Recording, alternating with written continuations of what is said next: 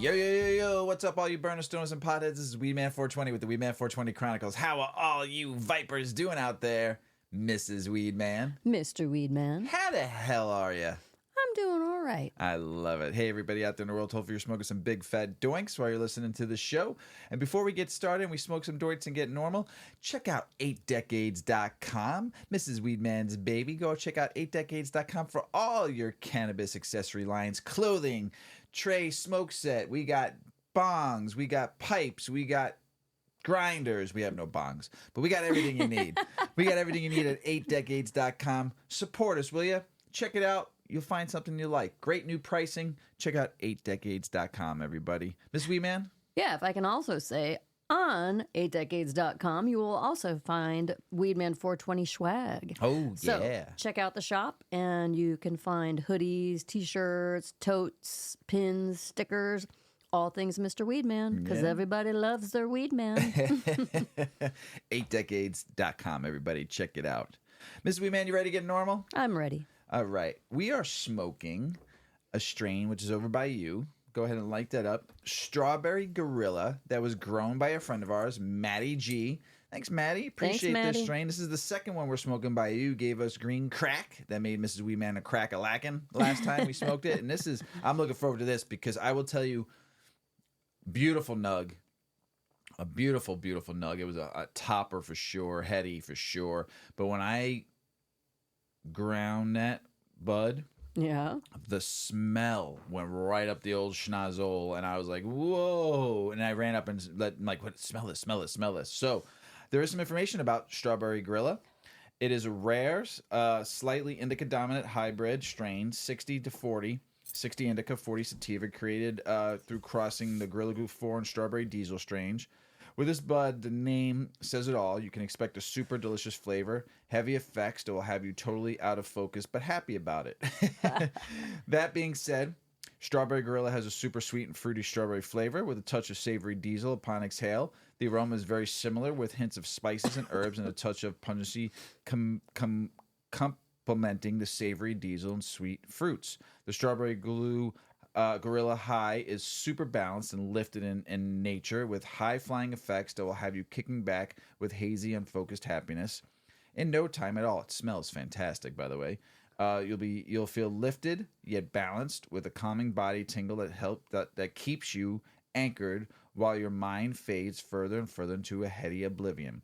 Thanks to the effects and the super high, it ranges between 23 and 32% average, with a little bit of CBD between 1 and 2%. It's often said to be perfect for treating those suffering from conditions such as chronic pain, inflammation, arthritis, muscle spasms, cramps, nausea, or appetite loss. This bud has oversized shaped spade minty green nugs with orange hairs and a coating of thick, frosty white crystal trichomes. It was a big, fat bud. Thanks, Maddie. Body high effects is body high, calming, relaxing, sociable, tingly, uplifting. Relief symptoms of arthritis, chronic pain, cramps, inflammation, and muscle spasms. Flavors are berry, diesel, fruity, spicy, strawberry, and sweet. And aromas are berry, diesel, earthy, fruity, pungent, and spicy. Why so spicy? I can't help you on that. I have my taste Your taste buds suck right now. Terrible. It smells would fantastic. You like some? I would love a hit I think of I this. tasted some spiciness. Spicy. On the note of cannabis and medicine, if you have not heard in previous episodes, I have a chronic health condition. I have to take a medication, and my taste buds, my taste is altered by that medication. It's such very a bummer hard because you used to have such great taste buds. But it's hard to explain because some moments I have taste, some moments I don't. I can have taste in and out of eating a meal. I can have it in the morning and not have it in the evening. So it just comes and goes at its own pace. I can't taste that cannabis today. But I will tell you the medical benefits, as Mr. Weedman was describing, that this helps with inflammation. While I was going through testing, I had 2 years of ongoing testing and different specialists for this and that and trying to figure things out. And through my testing, I've never had inflammation markers that have been out of the ordinary. I don't even, and I should. with my condition, I should have a lot of inflammation. And part of my condition, I have a lot of joint pain. Hard to say if it's the condition or the medicine. Who cares? Whatever. I've got it, right? So how do you treat it? I use cannabis. The joint pain has become increasingly worse over the last maybe half year. And it's painful. But again, they had to rule out, they can't, as one doctor said, we can't just dummy everything down to your condition. We have to make sure there aren't underlying other conditions that you could have. So they had to check me for bone density because of the condition. You can have bone density issues. I have osteoporosis. But they were checking to see if maybe I had maybe fibromyalgia also, or some sort of arthritis. And there just was no inflammation. Point is, and I would say it's because of my cannabis and CBD consumption. Yay. I mean, how else? CBG how else, too, you right? take too? And CBG, yeah. yep. And you take CBN at night for bed? Yeah. Yeah, you mix it up. So The I am a mixed true cocktail of advocate. I cannabinoids. love my cannabis for just the mind-altering effects that are necessary some days, recreationally and medically. And I also just love cannabis on a recreational way. You love the smell. I just love it. There are certain things I love the smell of. Citrus fruit, cilantro, cannabis, coffee. You've always said that about cannabis. Even when you didn't smoke, you still... Hey, they all start with C. Oh, that's true. Citrus, cannabis, cilantro, and Coffee. coffee. The four That's all I really... Cs. Oh, and candy. Candy. But I have not had candy, people. I have not had... You have no idea. Like, my DNA... I have I think I have a gene that looks like a Swedish fish. I like candy a lot. It's true. So I have not had candy. I saw a cardiologist maybe a month ago. I think it feels longer than a month. But we just talked about, you talk about things with your doctor. And I said that it bothers me that I'm so careless about my sugar, my hardcore candy problem. I have a real problem. And I would like to see myself get away from that. Just the dyes, the corn syrup, the sugar, all the preservatives. And she's like, well, what's stopping you? I'm like, it's just me. It's it's part of my being since I was a kid. I was always the person who had candy. Too much of it, whether I was eating it or giving it away. You ain't called Aunt Lolly for a reason. You know what? I really thought about it in that moment. Okay, get over it, Susan. You don't have to be the person with the candy all the time. Mm-hmm. It's okay. You don't have to eat candy every day just because that's part of who you are. You can change who you are.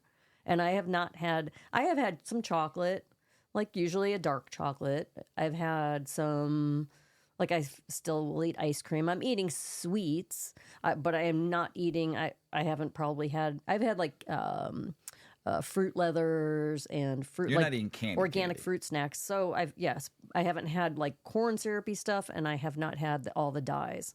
And I do just in the last maybe week or so, I do feel like I'm starting to feel the positive benefits of that. There you go. Yeah. So weed. Woo. Yay, weed. Is that what that was all about? I think so. Is that how I went down that? Sure. Because we were talking about cannabis for medicine. Yes. Inflammation. Yes. That's how it all started. Inflammation. Welcome to my life. Yeah. If you were outside last night between the hours of 8:30 till 1 in the morning. Oh my Lord. The moon on Monday, what was the date? Was that yesterday? Yes, Monday, August 19th of 2024. It was so pretty. That moon last night was one of the most gorgeous moons I think I've ever seen in a very long time. It was a very pretty sky though too. We had a crisp summer day, Yes. almost no humidity. And it was cool. And it was such a blue sky. Yes. And these big funky clouds all over. The moon, and then the moon. I guess they call it a dog moon last night, or a super moon, or a blue moon, but it's not really blue. But it had a tint to it, but it was pink and red every time it went behind a cloud. Well, around the aura there of was the moon had a little bit of a pink.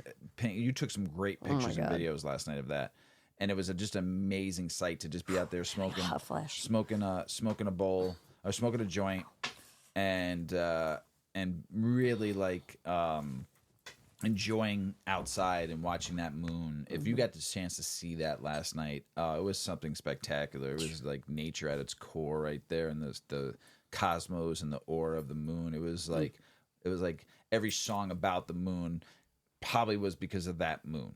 You know, like when the moon hits your eyes like a big pizza pie, that's amore. Like that. Or La Luna from... that's it. That's the song. No, but the movie... Oh, Moonstruck. Moonstruck. Yes, that was La Luna. You know, I mean, so many songs about seeing that style of moon, and it was beautiful. Just we were out there for a good hour and just enjoying just watching the clouds go by. And you were filming. We were and stuff. high. Yeah, we were very high. But it was great. It was so amazing. So are you sure that was last night? it was last night. Wow. You can even look at your phone too, probably see the date. Also, we got some really.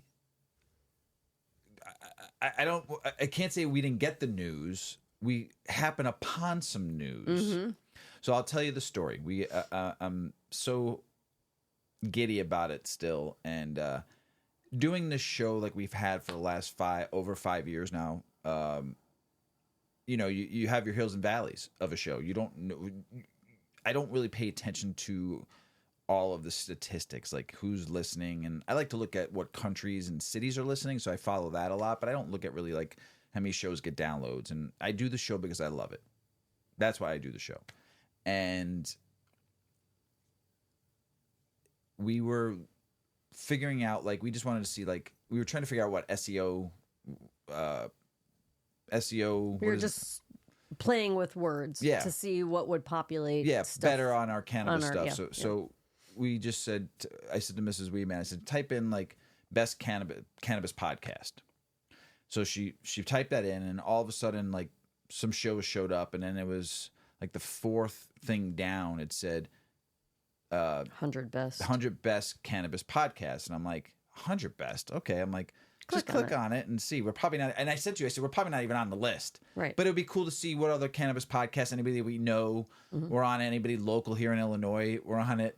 And so we click on it, and the name of the website, hold on a second, I'll pull it up. The name of the website was called FeedSpot, right? And they manage 250,000 bloggers and websites, like they podcasts and bloggers. So I think the premise is not only just cannabis though, just all sorts of stuff. So we were scrolling down, we clicked on this feed spot, and it said the 100 best cannabis podcasts to listen to in 2024. So we clicked on it, and I'm like, we're probably not even on. It'd be cool. And all of a sudden, we go to the first one. We go to the second one, and all of a sudden we go to the third one. And I like almost kept scrolling. And like I'm just, and Mr. Weedman's like, oh, stop. Wait a minute. Hold on. I think that's us. What did that just say? I'm like, what? I'm like, we're only at 3. Like, you know, we're not going to be up there. Yeah. And I'm like, wait, that's us. Oh, wait a minute. I'm we're like, come on. Shit. This is like not. We're like, what is this website? Right. And you did some research. I did some research. You do very well research. So it is a very highly, what would you call that? A very it's a thing. It's a thing. Maybe not super well known, but I gather they're like becoming a platform for your catalog of podcasts and blogs that you like to follow, so that you can go to one place and find your favorites. Right. So it'll like. You create your own profile and put your links to all of your shows and podcasts and things that you listen to, and then you've got your data. I think, if I'm understanding it correctly, that's what they are a platform doing. And then they do these internal, like based on their data and analytics. Yeah, they do these. The article got close to 50,000 views. So about the cannabis podcast, but so it's had some eyes on it. Yeah, like and they have followers. It came out August 12th of 2024. So it was only, today's the 20th. So we found it on. We found it. When did we find it? On Saturday. Saturday we found it. So I'm only bringing this up because we've posted it on our show. But the reason why I'm bringing this up is because I want to thank everybody. I don't care about being number one. A bunch of people are DMing me going, next year number one. I appreciate that. I do. It motivates me to keep on going. But to me, I'm just happy that we were mentioned. But it's an honor to keep on doing this show for all of you. That keeps me going, because there's been times in the 5.5 years where it's like, is anybody listening? Are we being heard? And yes, I've met people, and you get emails, and I appreciate them, and you get DMs, great show, but you just still don't know, because you don't know your audience. You meet few people along the way, but you never truly know if anybody's really listening. Are the stats legit? I talked to Hemp Ingrid today. She listens. She said she thinks there's only 2 episodes that she hasn't heard. So thank you, Ingrid.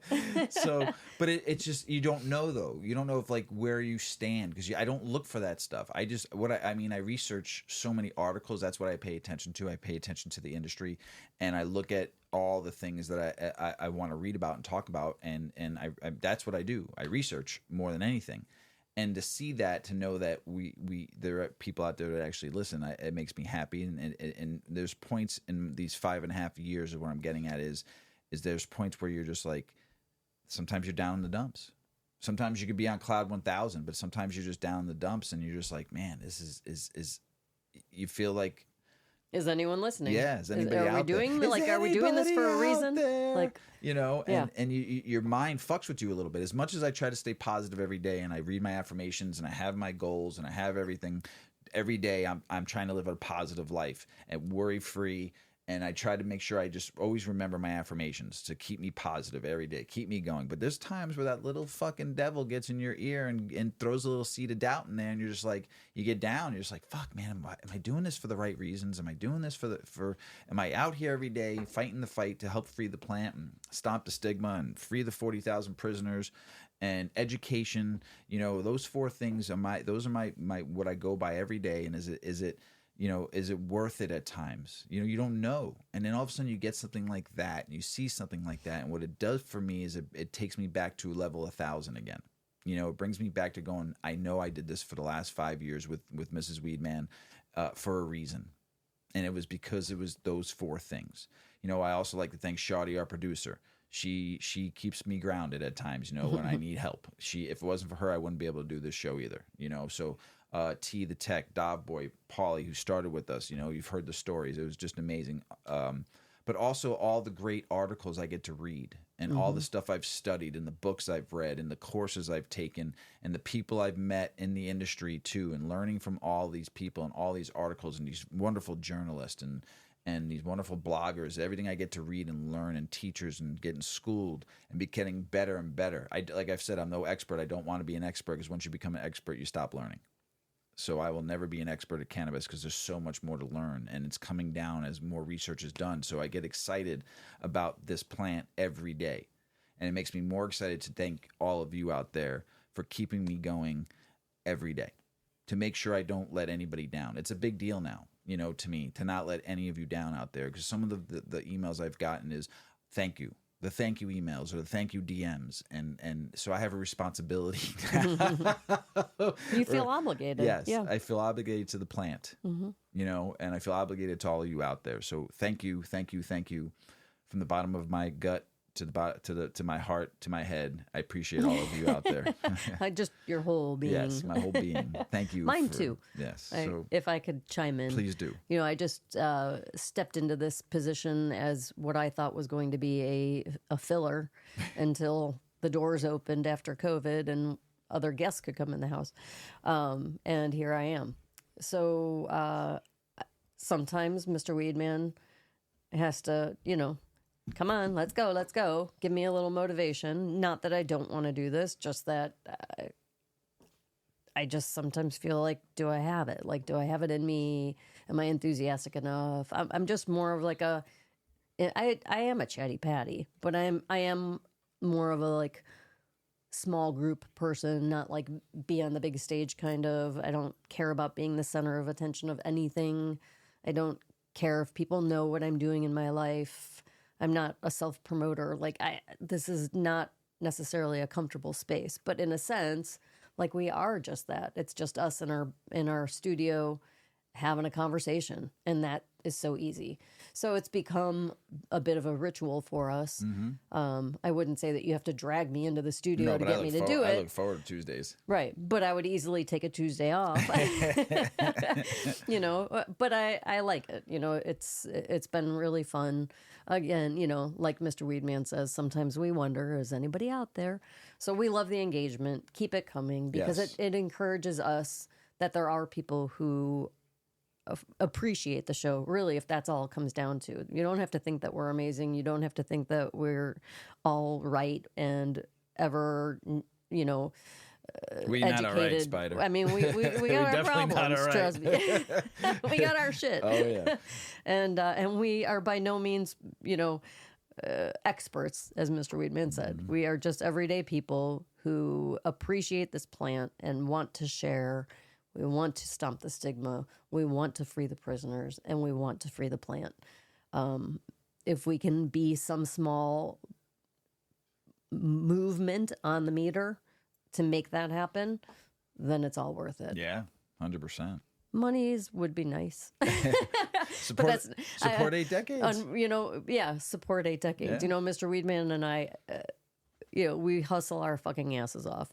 We always have. We have a very strong work ethic. We're always busier than we need to be.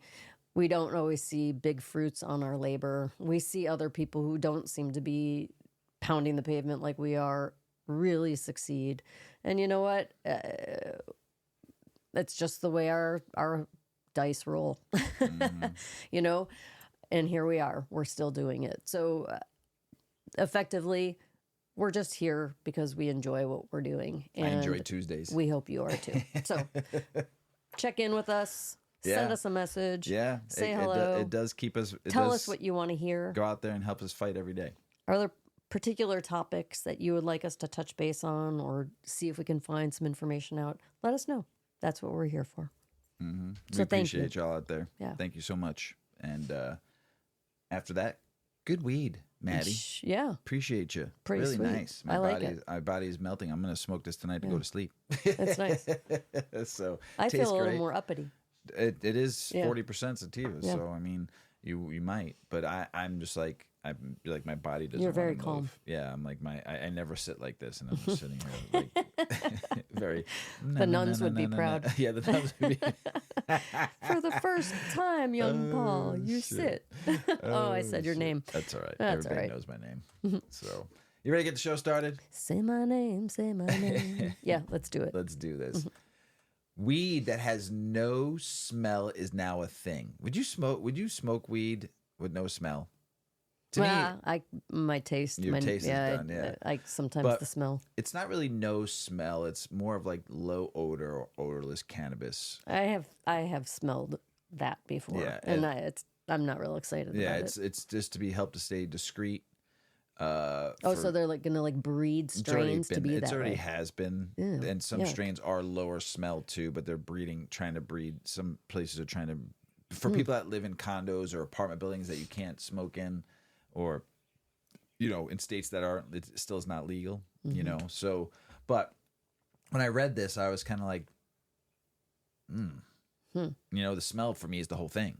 It's like Toucan Sam always says, follow your nose, so for me not to be able to smell what I'm about to take in would hurt me, so, but I understand the why of this, so would you smoke odorless marijuana, and do you think it changes the experience? It Yes. does. Very too much. That dank smell of bud is a major hallmark featured of marijuana. Fresh flowers can easily be identified meters away, and it's also the same odor that can stick on clothes, walls, and carpets. A sniff or two of good weed can give us hints about the strain's flavors and aroma profile, giving us the insight into the potency and freshness. Aside from that, the terpenes in weed are the very compounds responsible for its aroma. Terpenes also contain valuable compounds that influence the effects of cannabis on the user. For example, myrcene is a common terpene that has a fruity, earthy, and sometimes clove-like aroma. It's known for relaxing and sedating properties. Meanwhile, limonene, which has a very lemony aroma, uplifts one's moods. These are just some of the many exciting terpenes found in cannabis as well as the other plants and herbs that have important properties as well as special aromas. In addition, the smell of weed also helps influence consumer decisions when shopping around in a dispensary. Of course, strong and delicious aromas make bud more appealing to buy. On the other hand, weed that has a mild or bad smell can deter one from buying it. These are just some of the many aspects that contribute to the sensory, therapeutic, and psychological experience of the smell of weed. Other also prefers to be cautious. On the flip side, the strong smell of weed can also be a dead giveaway that someone was smoking pot in a room. The smell of weed is not widely accepted just yet, especially in areas that are close to schools and hospitals or frequented by young children. It can have a negative connotation to it. That's why a great deal of consumers prefer to consume weed using vaporizer pens that effectively hide the smell of weed. Edibles, oils, tinctures, and beverages all don't have a strong weed smell, which make them fantastic alternatives to consuming discreetly. But in the last few years, some companies have made strides towards developing odorless cannabis. A pioneer among this is a Canadian company, Canadian marijuana technology company located out of Brampton, Ontario. They released its odorless cannabis in 2022. The product made from its proprietary pure can technology is weed that is literally undetectable thanks to the absence of smell. It was developed to help solve the problem encountered by many property management firms related to the strong smell of weed on premise. Pure Scent Weed is a trademark product that was successfully developed after years of research. It's also concentrated, is less harsh, and has effectively retained all its properties thanks to it being full spectrum product. Pure Scent is also the very first odorless weed of its kind to be launched in the industry. Consumers can choose from odorless weed engineered from several popular strains, allowing them to enjoy the favorite weed without having to worry about the odor of weed sticking to clothes or alerting fussy neighbors or the coppers, depending on where you're smoking at. Back in 2019, a company out of Los Angeles also launched a cannabis product called Free Leaf, which is run by renowned marijuana chef Jeff Danzer. Produced a smokable cannabis flower using process that retains the potency and taste of bud while successfully getting rid of the odor. That one didn't seem to take off, though. However, Jeff does have some excellent tasteless canna butter and canna oils that are perfect for budding home cooks. We expect to see more odorless products being developed and launched in the market in the near future. Low odor cannabis strains. In the meantime, there's several low odor marijuana strains in the market that you can consider growing at home or even buying from your neighborhood dispensary if they carry it. But before you turn up your nose, remember that just because a specific weed strain is low odor doesn't mean it won't pack a punch. These plants contain a unique terpene profile that enables them to have a much more discreet aroma. Specific low odor cannabis strains grow well in dry climates, and they can result in large yields after 2 months of flowering. You can be as sneaky as you want when growing them and smoking these strains. As of now, there is no cannabis plant that is completely odor-free, but not all of them have to grow dank and sticky blooms that call attention to your home. So just remember, that's a disclaimer. Growing low-odor marijuana strains are ideal for people who grow weed indoors, are on a budget since it doesn't require an air filter, live around intrusive neighbors. Here are some great, well-loved cannabis strains that also happen to be low odor. Northern Lights, White Widow, Super Skunk Critical, Mass, Green Crack.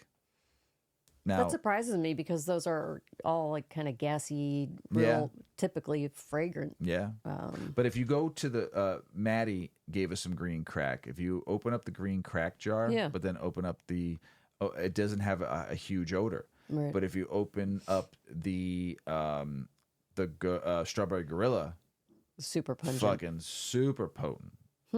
So it's true that Green Crack, because I grab the jar right now and smell it. You know, the delicious aroma of cannabis can be an important factor, but it doesn't define everything. For some consumers, discretion and privacy can be more important, especially for those who prefer to smoke good old cannabis flower. Thankfully, with low odor cannabis strains available, and perhaps the growth of odorless weed in the future, we'll have more options than ever for medicating without having to announce the people through the smell. So you just started like really getting good at rolling joints. I mean, you're not even a year old. And you've tried here and there, but realistically, this year consistently. And I've watched you start in January to where you're at today, and you're fucking rolling some great doinks. Yeah. Some are better than others. Yeah, but you're almost there. Mm-hmm. And you take your time. You're not quick yet, but you take your time, and what you do is a nice rolly. They're pretty, and they smoke very well. They so far, I think only one that you've rolled in the last 6 months have canoed. Right. No, I had one maybe last week that I know I didn't tuck the paper well enough, so it got bunched a little bit, and it didn't burn. Like that side kept going out. But I tell you what, though. You've been rolling some really good doinks. Thank you. So we found this article about some tips on how to roll the best joints. I don't know if this is Mrs. Weedman may tell you what she kind of does too. I don't know if she thought about that, but this is some tips from an article just in case if I can't roll worth the shit. I probably can learn now from you, but now it's just like you do it, so you're all good. I'm a visual learner, so I just, and I'm a lefty. So go figure. I have to learn everything backwards. So I was really just trying to get the motions understood. So I watched some YouTube videos and then I just started playing with it. And I think I need to go back to the YouTube videos just to see, now that I've kind of developed my way of doing it, I want to see if I'm doing anything wrong or if there's something I could be doing better about that. Sometimes the shape of if I use a pre-made filter, then I've got to tighten the paper up at the end a little bit more, and so it gets a little wonky shaped. If I make my own filter, then I can make it the size I want, and then they look like a cigarette almost. I'm getting there. So anyway, here are some tips from the pros. Cannabis technology and accessories are ever evolving. Even with the consistent updates of cute new things, some classics will never go out of style. Bong rips do the job fast with only a little bit of weed. However, the ritual of rolling up fragrant ground cannabis on a crisp paper paired with the first flavorful puff is an unmatched experience. So when I can, I roll up. I second that. Rolling a joint is a skill. Like any skill, it takes practice. Your first rolls are likely to turn out a little wonky, but with some basic knowledge and gained experience, anyone can roll an excellent joint. Learning to roll a joint is easy with the right supplies and direction, but crafting the best joints will always require extra experience and practice. So you need some supplies. You need paper. You need some ground up weed, thick cardstock or crutch, and then optionally a rolling tray and a grinder. Rolling tray. Yeah, hey, I know where you could get some of those. And 8 decades grinder. Yeah. So joint rolling tip number 1. Quality flower equals quality joint. A little skill helps too. Flower quality impacts the smoking experience immensely. This rings especially true when smoking a joint. Drier flower will be difficult to roll. The danker the bud, the easier the tuck. Tip 2, value the tuck. And this is what I was just talking about. Speaking of the tuck, this is the crux of the joint rolling process. A bad tuck will lead to a joint that falls apart while smoking, or it'll smoke poorly from being too loose. I have noticed that some people who roll a lot have a long nail of some sort. Like if they roll this way, they've got a long thumbnail so they could tuck the paper. I'm like, or like a middle, like they have a finger that has a longer nail so they can tuck. Old school Coke nail. Yeah, work it looks too. like, that's what I thought at first. I'm like, oh, that's a Coke thumb. Like a heavy hit, I guess. All right. So once the joint looks ready to tuck, take a deep breath and prepare to complete the whole process in one move. Think tuck, roll, lick. It's all one move. The skill level isn't acquired in one day of rolling, but beginners can aspire to reach that point. Tip 3, practice makes perfect. Becoming an expert requires one crucial thing, practice. Failure is a part of the process, so beginners should not let crappy first tries deter you from continuing. Eventually, your creations will get pretty. Just don't worry about that at first. Those not looking to overhandle their bud might consider practice rolls using tobacco until their outcome is smokable. Tip 4, trust yourself. There are components to mind while rolling joints. The tuck is essential, as is learning the right consistency and aeration to leave in flower. With practice, this becomes less stressful. Trust yourself. The best joint rollers go into that tuck and roll moment with a level head and steady heart, and with practice, you can too. Learning to roll a joint is a core memory for most cannabis connoisseurs. The skill comes with practice, some help from friends, and beginner tips. With enough experience and weed, everyone can roll a prize-winning trick joint. So give it a try. You've had some really good practice. Yeah, I'm working on it. I'm like we talked about, your skill level has gone up. I like when you roll joints. It's nice because I don't have to do it. I enjoy it. I love it. Science and health medical marijuana is a promising treatment for Tourette syndrome, new scientific review concludes. A new scientific review examining the potential therapeutic effects of cannabis-based medicine on Tourette syndrome finds that medical marijuana shows promising and potentially effective outcomes in mitigating the severity of tics and premonitory urges. Authors of the literature review published last month in the European Journal of Clinical Pharmacology elevated 9 studies involving 401 patients with Tourette syndrome. While authors noted that further research involving larger samples, fixed doses, and unified drug components are needed to accurately estimate their effectiveness, they said the studies indicated that the cannabis-based medicine CBN could be promising therapy for people with TS. The present study suggested favorable potential effects results with CBM in reducing the severity of tics and premonitory urges. They wrote, adding that the findings may be especially useful in the light of the fact that patients with TS have few available treatment options. Despite the use of various agents to reduce the frequency of severity of TS-related tics and improve the patient's quality of life, there is a lack of high-quality evidence supporting their efficiency, the study says. Only 3 agents, haloperidol, primazide, and arpazole, have been approved by the FDA for tic control. Nevertheless, due to the absence of universal treatment, many agents, including CBM, have been suggested. The research included clinical trials and cohort studies analyzing measurements before and after cannabinoid intake and assessing significance with the 95% confidence interval. Of 3 studies involved in meta-analysis, one revealed a significant reduction in total scores, another revealed a significant decrease in scores, and a third revealed no significant difference in score reduction with the use of cannabis-based medicine. Authors said they believe the research represents the first systematic review and meta-analysis evaluating the effectiveness of CBM among patients with TS using various scales. They acknowledge, however, that the data pool was small, raising concern about the study results' generalizability.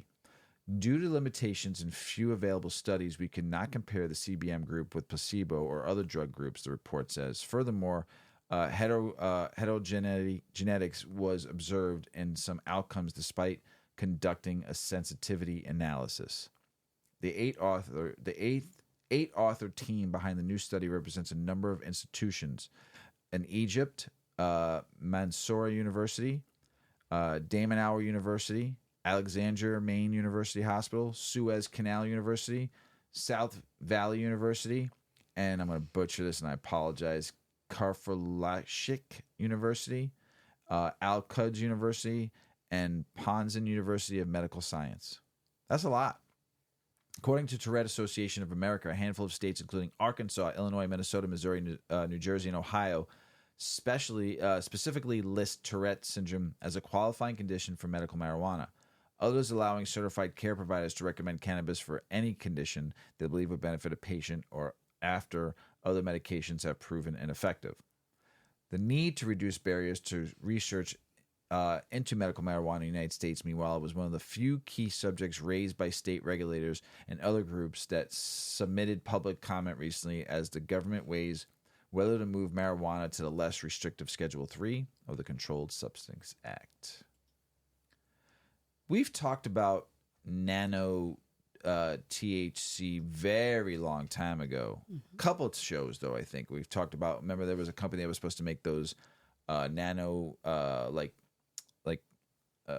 if went on your Drops. tongue. They went on your Little tongue. tablets. They weren't even tablets. They were like, remember those old Like that paper. Listerine paper? Yes, yes. That was one. You also talk about nano edibles, nanotechnology with edibles now too, with gummies We and had shit one. like that. Yes. So what is nano THC, Mrs. Yeah, Weedman? yeah, you're going to start hearing about it more and more. The evolution of an industry presents exciting opportunities for everyone involved. Those opportunities could involve a new variety of products and new ways to enjoy them, and some products can offer new experiences altogether. The cannabis industry is a perfect example of this evolution. But as a customer, how can you navigate these seemingly constant changes? Edibles have existed for centuries. Due to the evolution of the industry, we know there are countless ways to manipulate THC for a consumer to receive their optimal intended effects. Let's navigate how THC beverages and nano THC compare to age-old trends of edibles. The common THC edible is an uncontested favorite that fits the needs of cannabis consumers everywhere. Edibles such as gummies, brownies, and chocolates are digested and metabolized by the liver, converting THC into 11-hydroxy-THC, which is a compound known for its potent and long-lasting effects. Edibles can take anywhere from 30 minutes to 2 hours to take effect. This depends on various factors such as your metabolic rate and the presence of other food in the stomach. The results of consuming edibles is a gradual onset of effects lasting for several hours, making them ideal for those seeking a discreet yet sustained experience. The wait when it comes to edibles. Patience, Yes. patience. While edibles are indeed a worldwide favorite and likely always will be, they have their own set of disadvantages to consider. For one, it's often difficult to achieve the desired dosage without some prior experience. Because the effects are delayed, some consumers become impatient or overzealous, making it easy to overcompensate by ingesting too much. On the flip side, some consumers have developed an increased tolerance to THC and are underwhelmed by the suggested dosage, despite their patience. This results in an undoubtedly frustrating experience. Additionally, the ingestion of your typical cannabis edibles involves a lower bioavailability. This means that a smaller amount of THC from the edibles enters the bloodstream after digestion compared to common smoking methods. Nano THC is a groundbreaking new way to consume THC with much more immediate effects. The development of water-soluble nano-delta-9 THC involves creating nano emulsions, which are tiny droplets of THC suspended in water. This enhances bioavailability and allows for faster onset of the desired effects. Additionally, nano THC addresses many of the potential concerns derived from your common THC edibles. By breaking the THC down into smaller nanoparticles, it reduces the digestive rate of the THC for a more immediate and adjustable experience. Additionally, THC is naturally lipophilic, meaning it's fat-soluble, which can limit THC's absorption in the water-soluble atmosphere like the human body. Through nanotechnology, the THC's water solubility can be manipulated, making it easier for the body to absorb and utilize. Therefore, nano THC beverage absorption times in the body are notably expedited.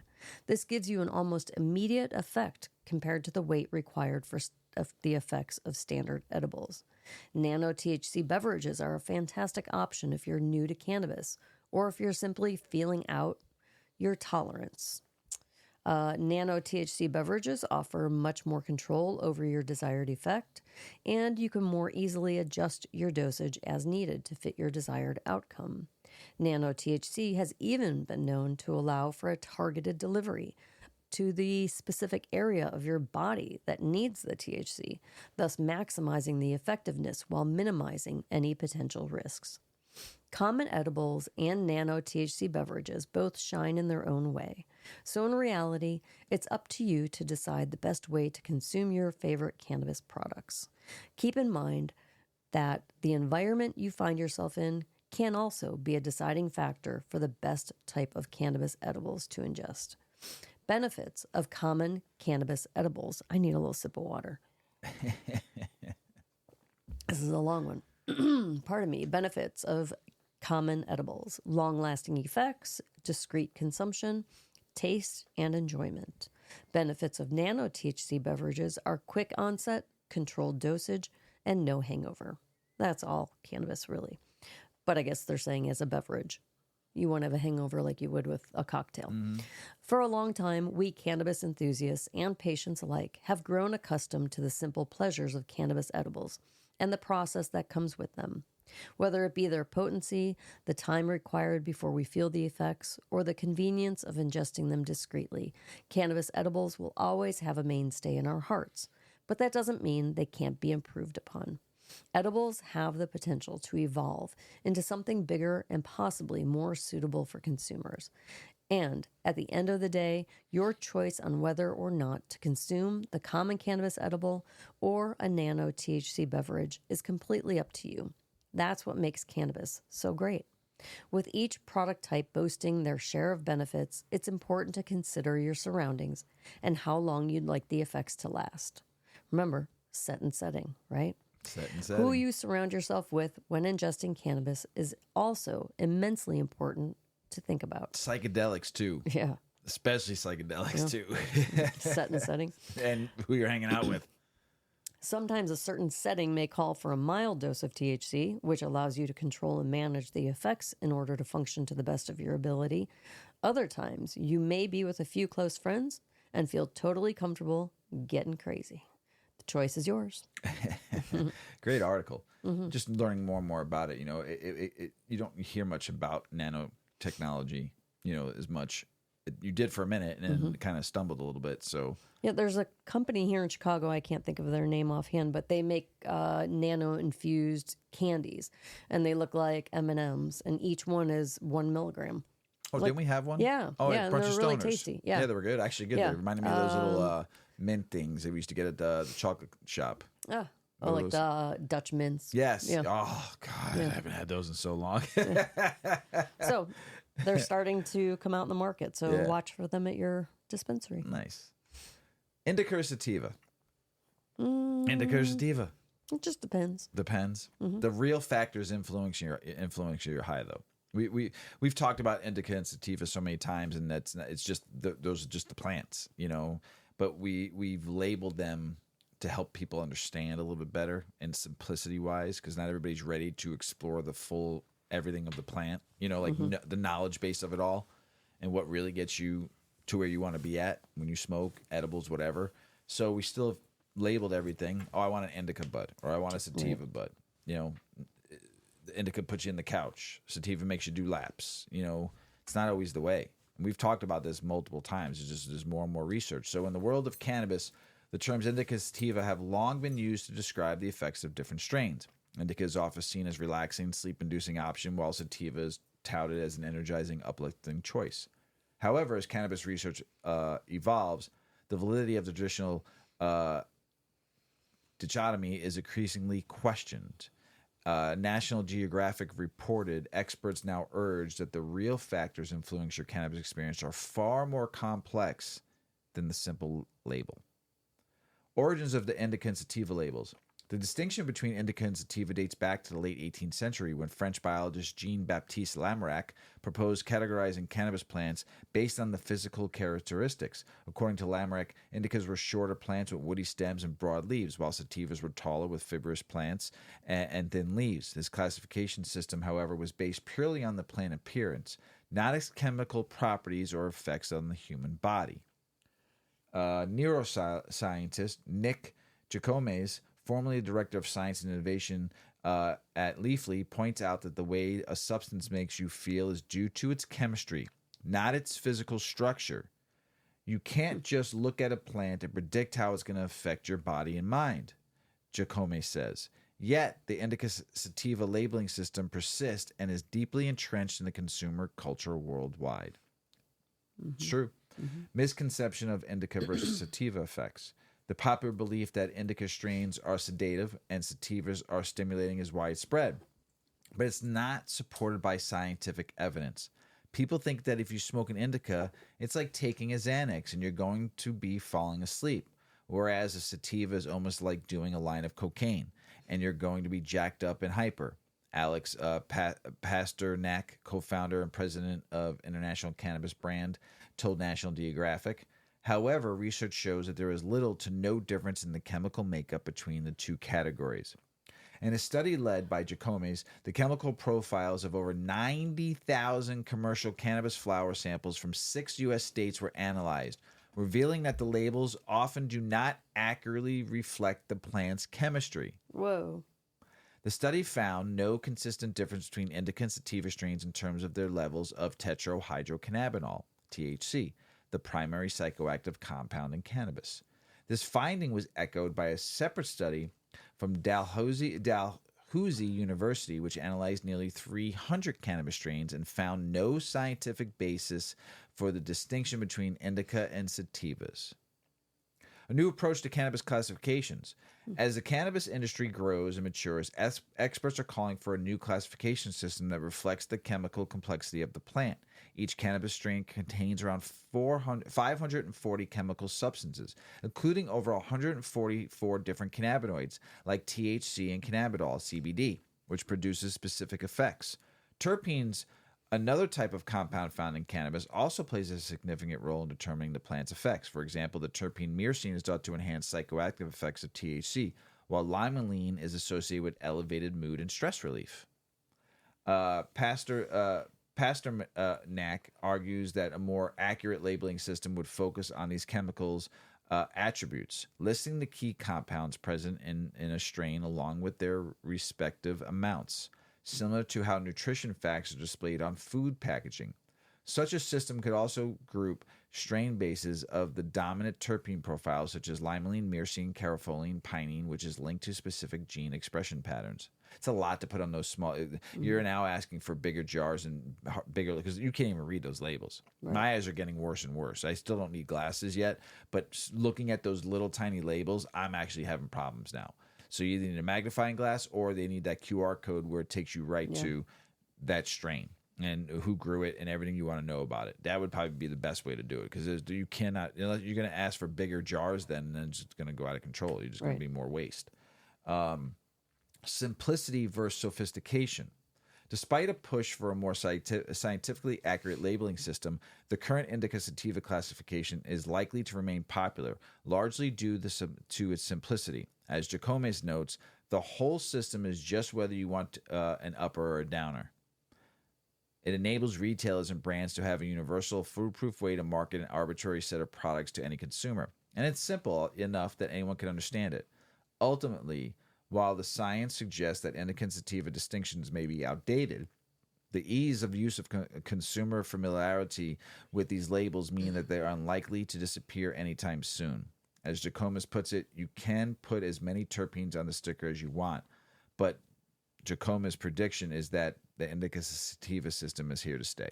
And we've talked about it so many times, and I've consulted people about this, and I've talked to people in the industry about this, about the whole sativa labeling, and yes, please, of it all. And it's not going to go anywhere soon. It's going to be hard, and this is where shows like this and other cannabis shows that people listen to can teach more about this to help people understand not only just sativa indica, that is the style of the plant, but talk about what's in the plant, so we can get better education out there, so people maybe can understand. There will be eventually like universal symbols or a color in the labeling that signifies the effects that the strain has more typically on the general public.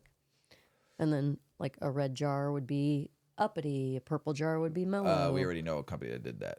But I'm saying like universally, if there's a universal kind of color coding or symbol that could be on a package, any brand can then have their test results transferred into these little symbols.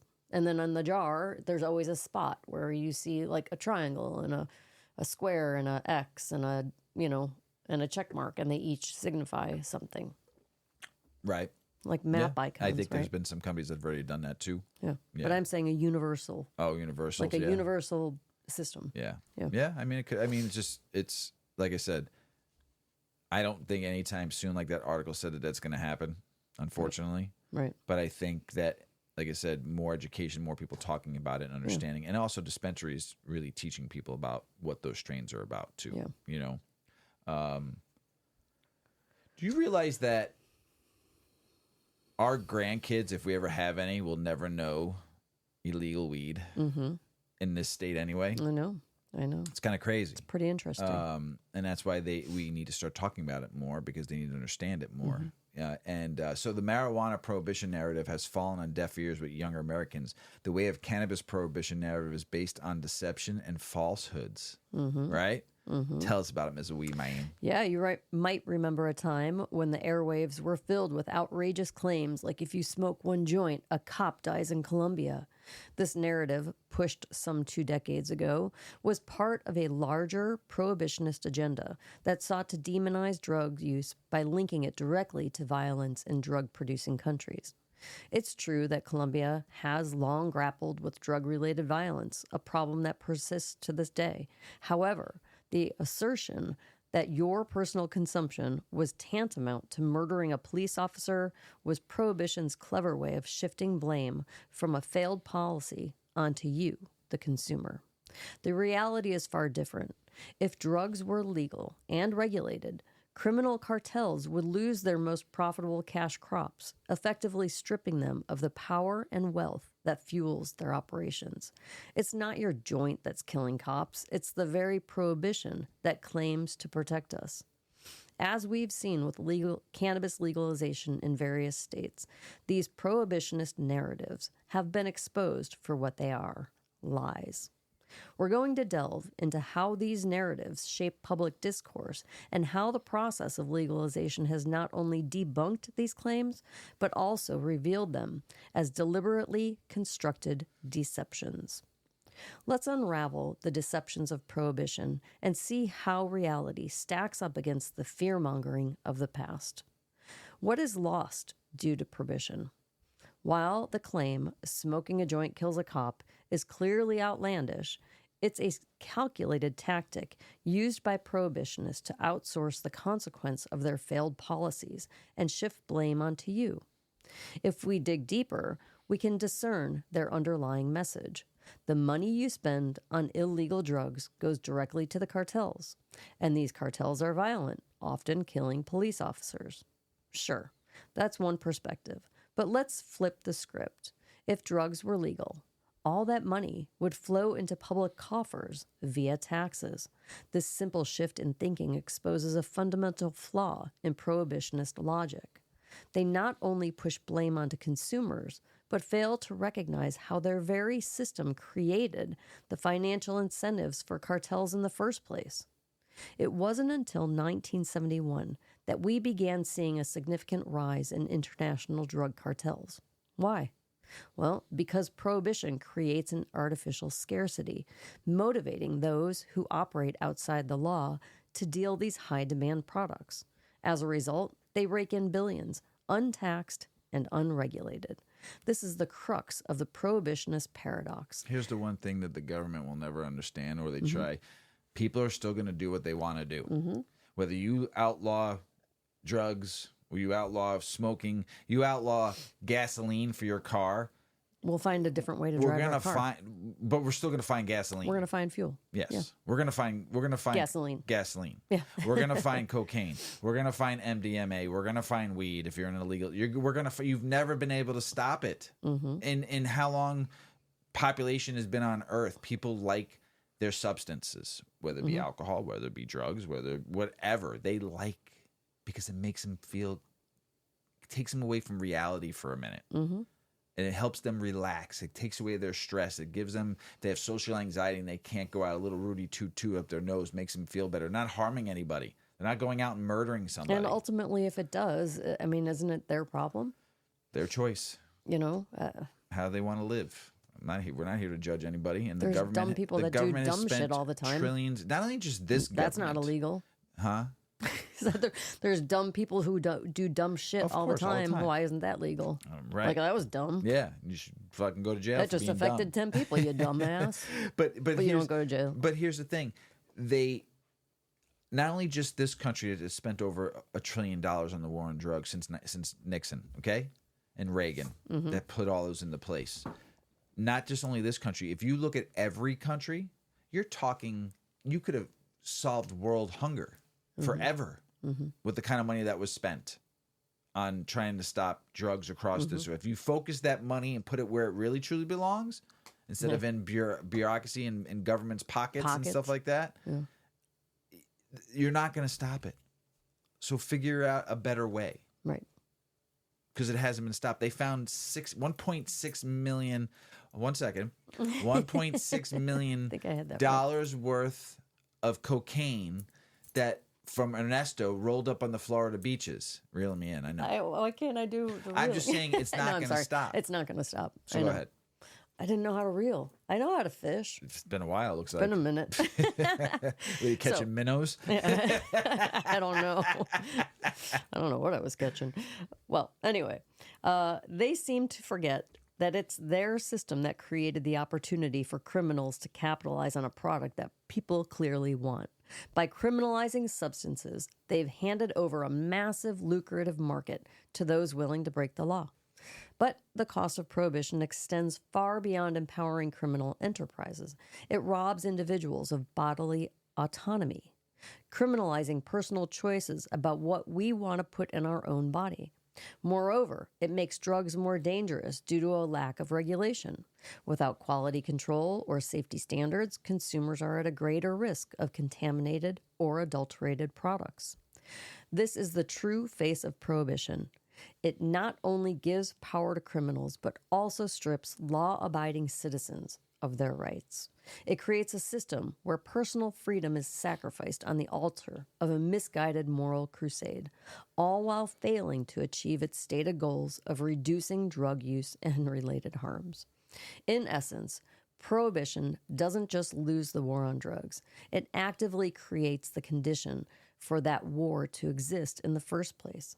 It's a self-perpetuating cycle of failure where the proposed solution exasperates the very problems it claims to solve. As we continue to unravel the deceptions of prohibition, it becomes increasingly clear that what we lose isn't just tax revenue or personal freedom. We lose the opportunity for a more rational, humane, and effective approach to drug policy.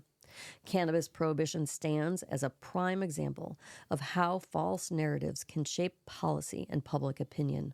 The foundation of this prohibition, the Controlled Substances Act, places cannabis in Schedule I category, a category reserved for substances with no medical value and a high potential for abuse. Yet this classification flies in the face of objective reality. Numerous studies and countless patient testimonials attest to cannabis's medical benefits, ranging from pain management to epilepsy treatment, and for its potential for abuse, it's remarkably low. Less than 9% of users develop any form of dependency, a far cry from the danger implied by its Schedule I status. The glaring inconsistency between cannabis's actual properties and its legal classification exposes the fragility of prohibition's logical framework. If we can clearly see that Schedule I status for cannabis is based on suppositions rather than facts, it calls into question the validity of the entire system. This realization opens the door to a crucial examination of other substances and their classifications, leading us to wonder how many other drugs are misclassified due to special interests that don't want them publicly available. I've previously argued that the Controlled Substance Act serves as Big Pharma's shield against open source medicine, while simultaneously empowering the state to criminalize nonviolent behavior. But the false narratives underpinning drug prohibition predate even the Controlled Substance Act. We need only look at the origins of cannabis prohibition to see how racist ideologies and sensationalist media played crucial roles. Harry J. Anslinger, a known racist and career bureaucrat, along with media mogul Randolph Hearst, pushed fear-mongering narratives that appealed to a puritanical majority.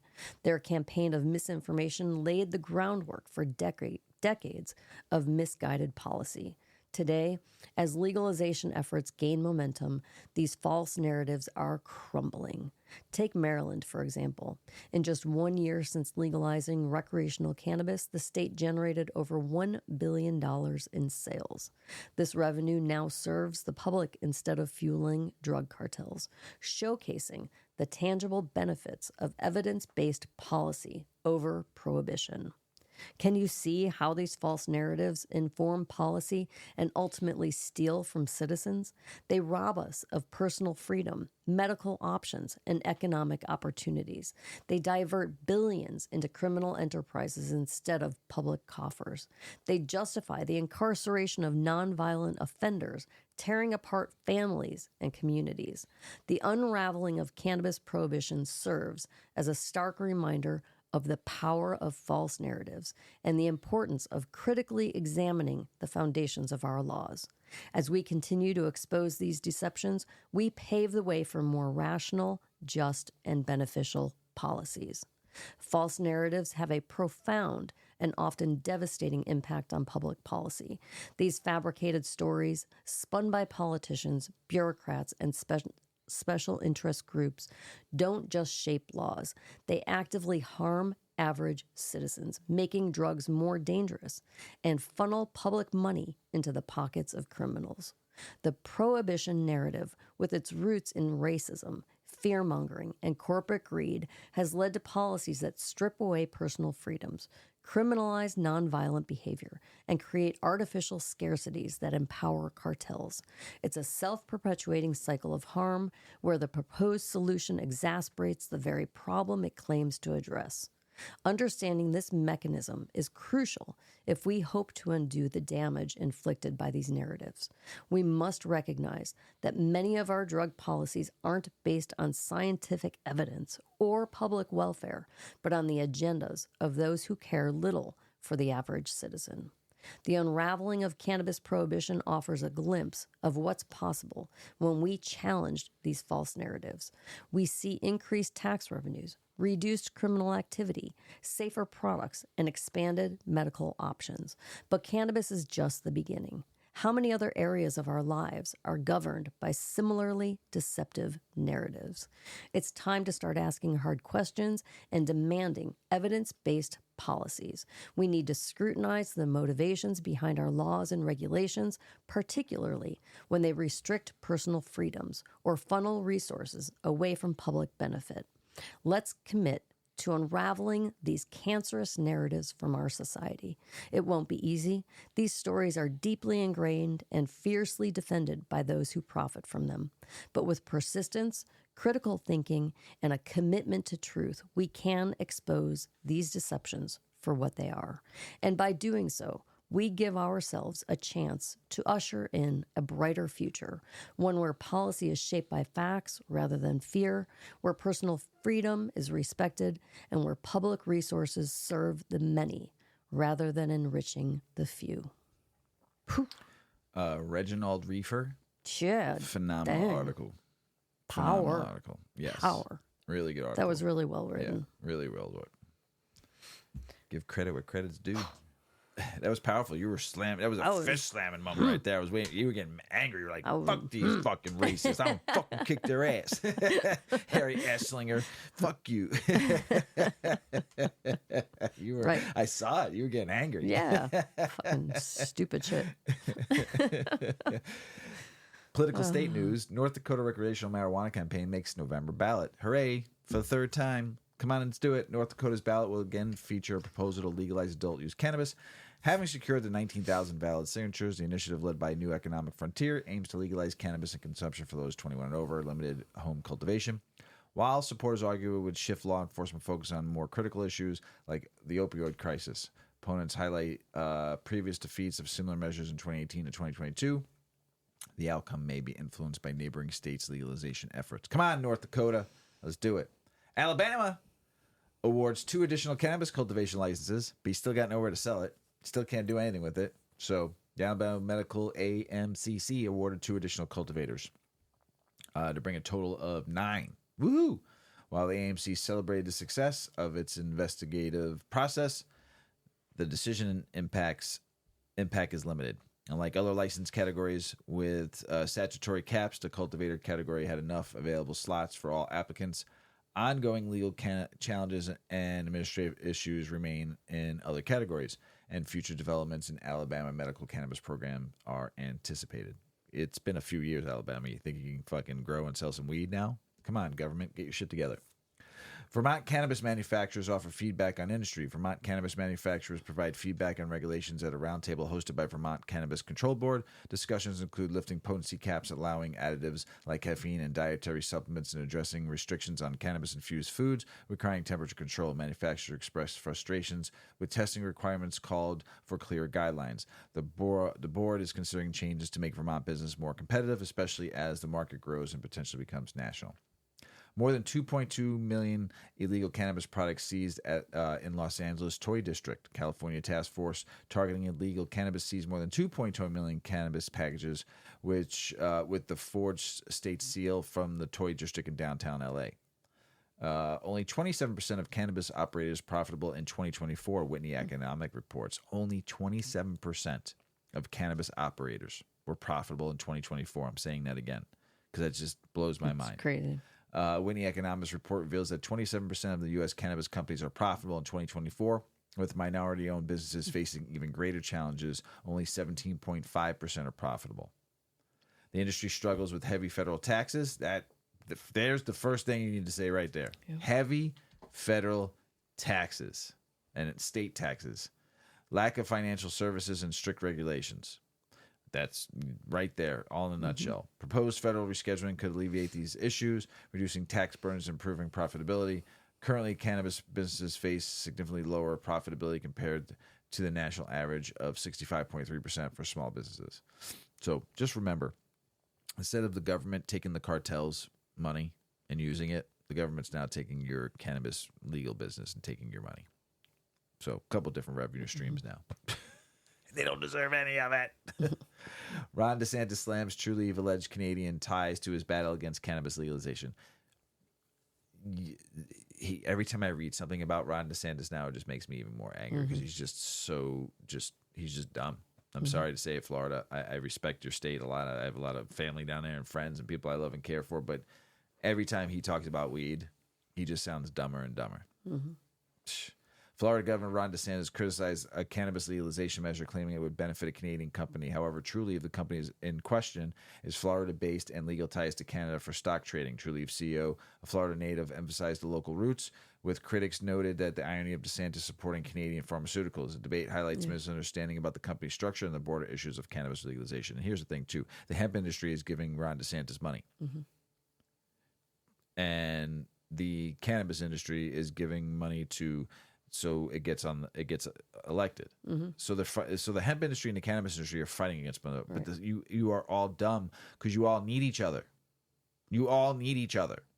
Don't you understand that cannabis companies, for your edibles, you buy hemp derived cannabinoids like CBD, like CBG, like CBN. You don't get all your stuff from the cannabis plant. You buy a lot of it you buy isolates, you buy all your hemp derived products from hemp companies.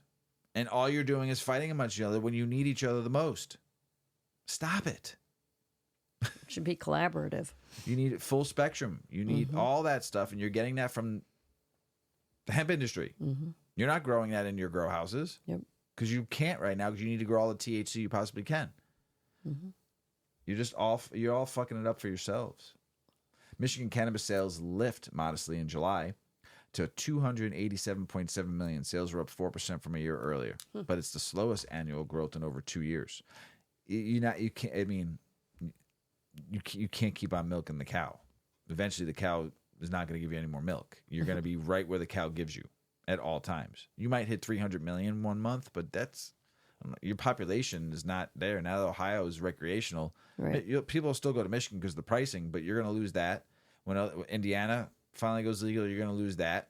So you should be happy where you're at. Might not be there forever, but if you're averaging about 200 million to 300 million a month, be happy. Yeah, Michigan. It's not terrible, right? No, not at all. On top of all the caregivers, on top of all the home growers, you're still doing $287 million a month. Shh, be quiet. No complaining. Maine regulators reject utility proposal to report suspected marijuana grow operations to police. Finally, remember I read the article last week saying they were going to do it, but the Maine regulators rejected the utility proposal because they don't like rats. Nobody likes a fucking rat. Fucking bunch of rats. Jeez. What does the future look like for recreational marijuana in West Virginia? You want to find out? Yeah. Currently, there are strict medical marijuana policies in place, but in terms of recreational use, that's yet to be determined. West Virginia House Delegate Sean Flaherty says 60% of Ohioans went to the polls to fight for full legalization. He believes the decision should be in the hands of West Virginians as well. Flaherty says that by allowing full legalization, West Virginia could be pulling in revenue that's been left on the table. For now, the decision is still under consideration. Take me home. Ohio recreational marijuana sales top 11.5 million in the first 4 days of rec sales. Crazy. Ohio marijuana dispensaries raked in more than 11.5 million in the first 4 days of recreational marijuana sales in the week that ended last Friday, and prices spiked dramatically in the first week that non-medical cannabis was legally sold in the state, according to figures released Wednesday by the Ohio Division of Cannabis Control. 11.5 million, no joke. Industrial hemp, $14 billion projected growth, an investment opportunity too good to miss. The industrial hemp market is projected to grow by $13.9 billion from 2024 to 2028, driven by its diverse applications across industries. Industrial hemp sustainability and potential to replace high carbon components make it a lucrative opportunity for investors. There's another article I didn't have a chance to go through it. Probably read it next on the next episode. But a lot of cannabis, like the cannabis sativa plant, a lot of THC people that produce for dispensaries, legal dispensaries, are leaving that industry and going to hemp. Because you can still make stuff with Delta 9. And there's basically no tax. The taxes are so cheap. The Farm Bill is still there. They haven't changed the laws yet. And I don't think they're going to, because you're talking about $14 billion industry. They fucked that up. That's a lot of pissed off people. And whoever fucks that up and cancels this out is not going to be in power anymore in this country. $14 billion, and there's a lot of people in work for that. It's a lot of dough. Yeah. So a lot of people are moving to that opportunity now. It's easier. Regulations are and leaving the fucking highly regulated cannabis industry, highly taxed, highly monetized, and highly beat the fuck up, to the hemp industry. What did I say before? Well, I didn't say it, but I've read a few books that said it. Hemp will do what? Save the world. Save the world. Unprecedented second massive Missouri cannabis recall leaves some companies scrambling. Missouri cannabis recalls double the scope, affecting over 135,000 products statewide. They're calling it in Missouri the Oil Gate Part 2. It's happened once, and it's happening again. Missouri issued 2 major cannabis recalls affecting over 135,000 products, surpassing last year's recall. The recalls involve improper testing and tracking issues, impacting vapes, edibles, and pre-rolled joints statewide. Businesses are struggling with storage and awaiting guidance from regulators, with some still holding products from last year's recall. The widespread panic recall is tied to issues with distillate used in various products, though no adverse reactions have been reported. Yuck. California learns that a marijuana industry is far from dope. California's legal marijuana market is struggling due to low demand and competition from unregulated sellers. Vendors are now shifting to hemp, which is federally legal, less regulated, and can be sold in more states. This transition allows businesses to bypass higher state costs while maintaining their customer base. The initial expectations of booming tax revenue and industry growth from marijuana legalizations have not materialized, leaving the market less lucrative than anticipated. Because you fucked it up. Just there, I said it. You fucked it up. California senators approved bill to let marijuana growers sell directly to consumers at state-run farmers markets. That's cool. Delaware officials are now accepting applications for state's first recreational marijuana license weeks ahead of schedule. Go ahead, Delaware. California rejects proposed regulations on hemp, but the industry celebrates for now. California Senate halts a bill that could have banned most hemp products following strong opposition from the industry advocates. Opponents feared the bill would limit access to vital CBD treatment. The hemp industry is calling for balanced regulations. Cannabis reform gains ground in Michigan, Pennsylvania, and Wisconsin ahead of the 2024 regulations. A new polling in Michigan, Pennsylvania, and Wisconsin shows strong voter support for cannabis reform. In these key swing states, 79 to 83% favor medical cannabis legalization and 58 to 64% support adult use legalization. Additionally, 67 to 71% back cannabis banking reforms. The data highlights growing voter impatience, especially in Wisconsin, where the cannabis remains largely illegal. The findings come as cannabis reform becomes a key issue in the 2024 U.S. presidential race, with stock prices rising amid shifting political rhetoric on cannabis decriminalization. Kansas, I'm not in Kansas anymore, Dorothy. Bipartisan coalition applied political pressure to end marijuana prohibition. A bipartisan coalition in Kansas is intensifying efforts to end marijuana prohibition. The group, including both Republican and Democratic legislators, pushing for legislative action to legalize and regulate cannabis. They argued that the ending prohibition will benefit the state financially and socially by reducing law enforcement costs and creating new revenue streams. The coalition aims to shift public opinion and political with favor of legalization through strategic advocacy and public pressure. Of course, because everybody's going to Missouri. Kansas. Open up your state. A cannabis business owner and the state are at odds over packaging and labeling approvals. A cannabis business owner in Missouri is clashing with the state regulators over packaging and labeling approvals for their products. The disagreement centers on the state's stringent requirements and delays in the approval process, which the business owner argues are excessive and hindering their operations. The regulatory body maintains that these standards are crucial for ensuring product safety and compliance. The conflict highlights ongoing challenges in the cannabis industry related to regulatory frameworks and business operations. OSHA playing catch up with the cannabis industry. You think you would have figured this out years ago when it started going legal in some big states? The Occupational Safety and Health Administration, OSHA, is starting to address workplace hazards in the cannabis industry. Now just starting. Focusing on cultivation and post-harvest processes. This increased scrutiny follows a recent employee at a company, a major cannabis company, highlighting serious safety concerns. OSHA new standards aim to improve worker protection by addressing risks specific to cannabis cultivation, processing environments, such as exposure to chemicals and machinery. This move marks a significant step forward toward ensuring safer working conditions in the cannabis sector. Hold on, I got one more. California cannabis exodus. Wildfires and low prices threaten cultivator survival. California cannabis market faces pressure from wildfires and falling prices, leaving small-scale farmers without federal aid. Rising operational costs and climate change inflate insurance premiums, further squeezing profit margins for cannabis farmers in California. Majority industry players highlight a shift to other state markets as California cannabis sales decline and financial struggles deepen. What did I say earlier about California? They fucked it up. Yeah. A lot of articles, a lot of news this week. A lot of news. But here, this is a big one, Mrs. Weedman. Cannabis Prohibition and Tyranny of Science, a crime against the nation, argues new law paper. This was a big one for you. I really enjoyed this article too. Mm-hmm. And once again, Reginald Reefer. Yes. Come big good again. Journalism. Yes.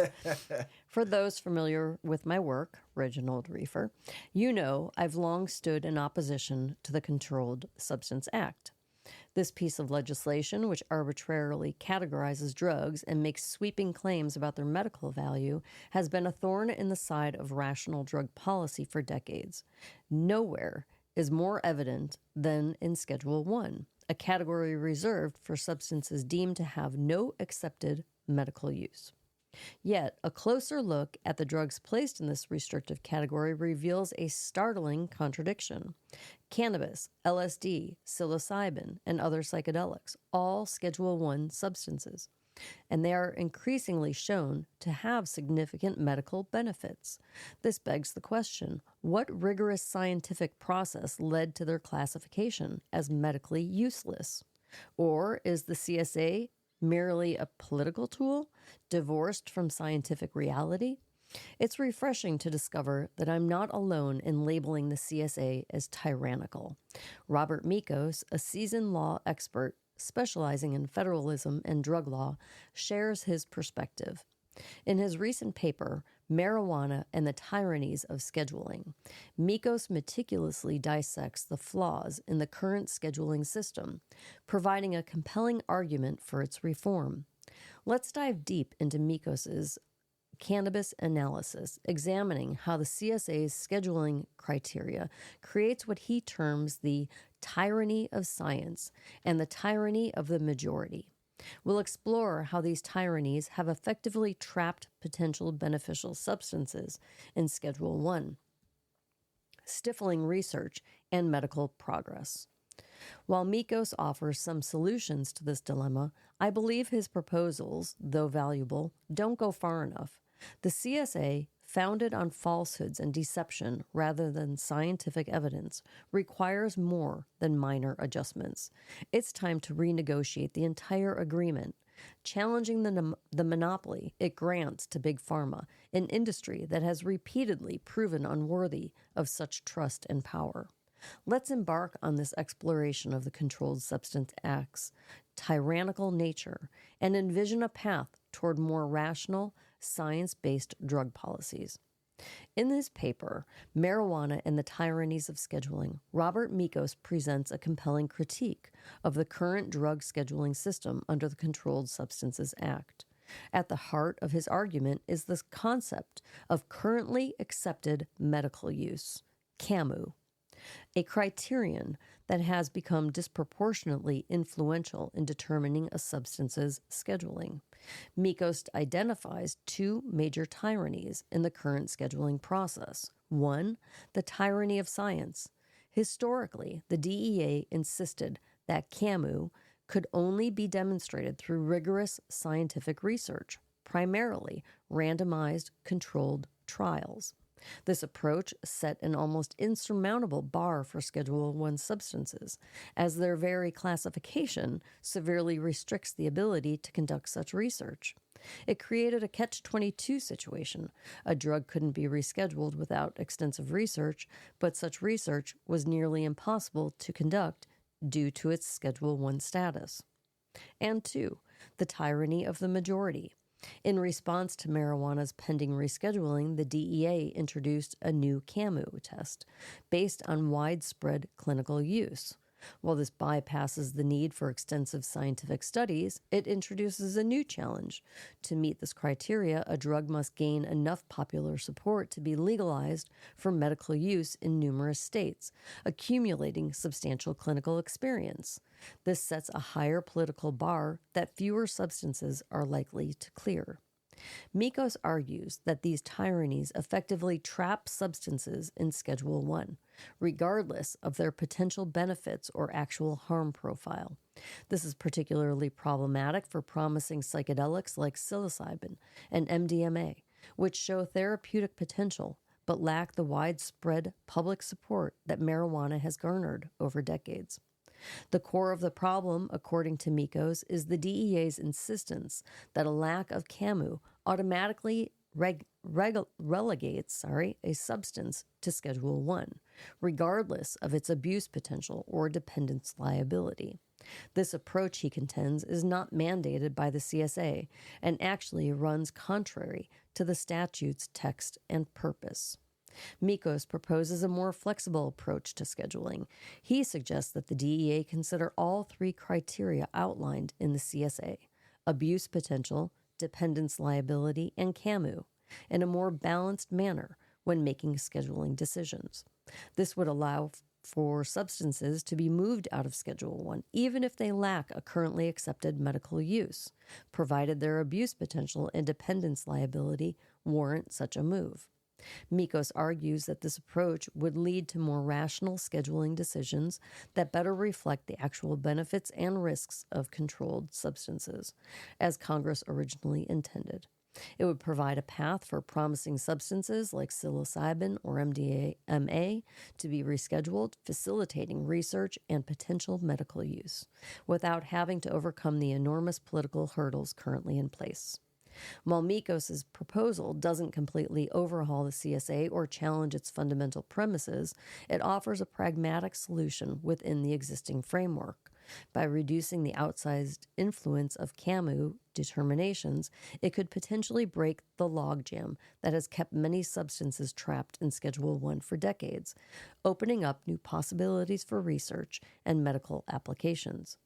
This nuanced approach recognizes the complexities of drug scheduling and seeks to create a more flexible, scientifically grounded system within the existing legal structure.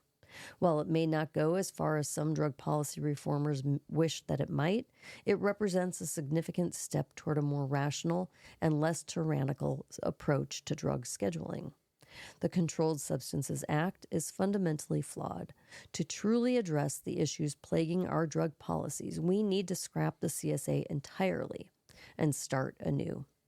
This system doesn't just hinder research, it actively stifles scientific inquiry.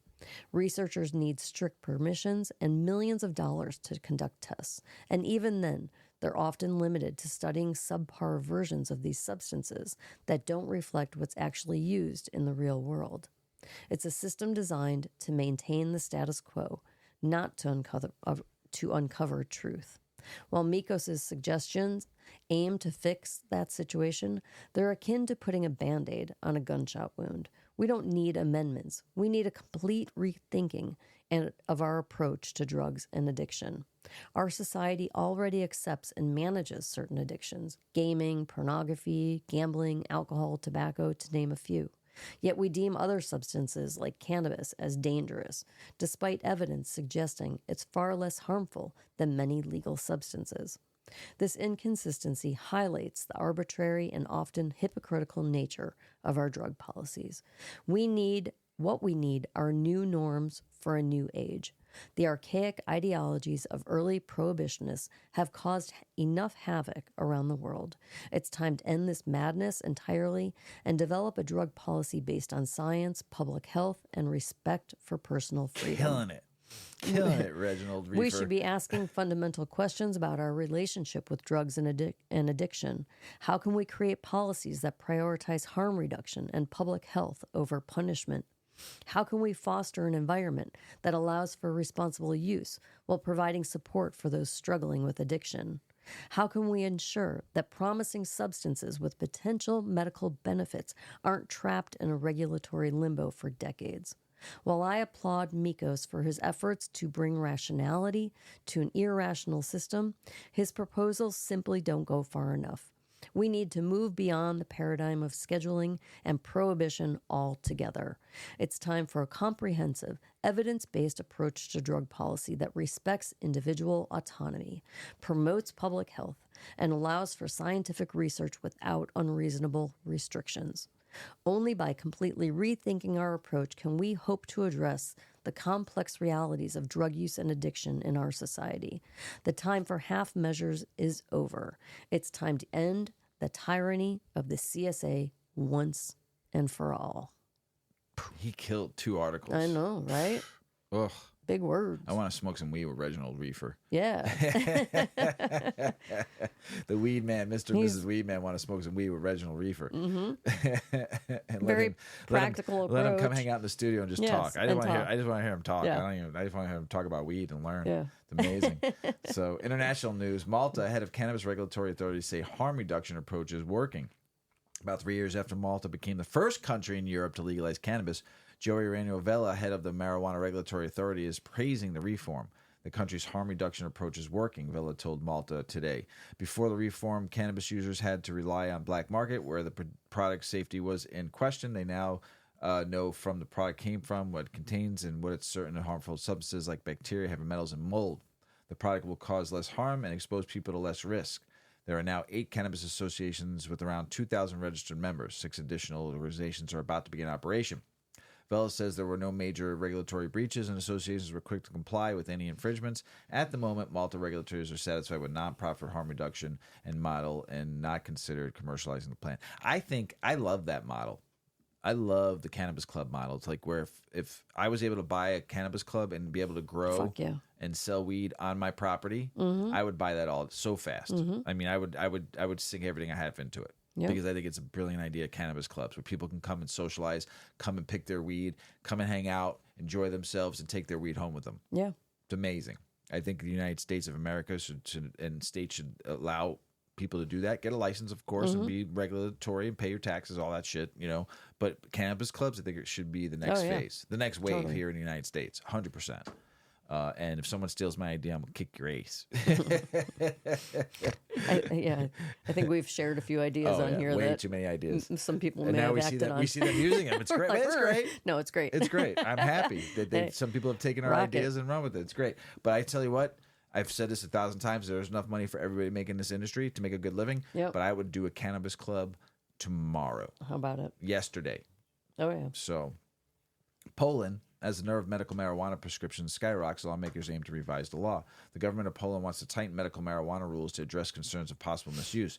With business of cannabis 2019 and only 2,909 cannabis prescriptions were issued, but this number skyrocketed to 276,807 in 2023, marking a 9,420 increase over that period. In line with increasing medical marijuana use, the Polish Public Opinion Research Center recently revealed that 73.4% of Poles support the decriminalization of cannabis. That's a lot. That's great. The significant growth in the number of prescriptions has led to concerns that cannabis is being used largely for non-medical purposes. That's why the lawmakers are proposing to change to make sure medical marijuana is used only by patients in need. Man, they need it every day. What are you talking about? That's why they use it. That's why it's their medicine. Under the current cannabis law, medical marijuana prescriptions can be obtained via online consultation. So, the Norway Green Party leader wants to legalize cannabis use. Erlend Hermsted, the leader of the Green Party, wants to legalize cannabis use. Recently, Hermsted told NRK that crime challenges won't be resolved with more police going after young people who consume illegal substances. Instead, he suggests cutting the gang's main income source, sales of illegal substances. Instead of trying the Swedes' failed drug policy, punishing drug users and not daring to debate legalization. The government must learn from Germany and several other countries, Hermsted said. Hermsted's proposal is facing a strong opposition with various politicians, including the Center Party leader and the Finance Ministry, Tavid Shavlag Vendum. In addition to the Center Party, the use in Norway, the Labour Party, the Progressive, there's a lot of parties. The Christian Democratic Party. Man, if they only had this in the United States instead of two-party system, I wonder what it would be like. Are against cannabis reform, saying yes to cannabis, hash marijuana will make it harder to reduce drug use in Norway. I think it's very unwise, Venom told NRK recently. Emil Enger-Mel, the Ministry of Justice and Public Security, and members of the Center Party said that it is reasonable to punish people for cannabis and other illegal substances use. In a clip from the NRK News interview shared on Twitter, Mel says there is still a fine or imprisonment of up to 6 months, and I think it is reasonable as long as we believe the drug should be illegal. The Netherlands to postpone start of adult use cannabis experiment. Kind of a mixed emotion on that article. Jeez.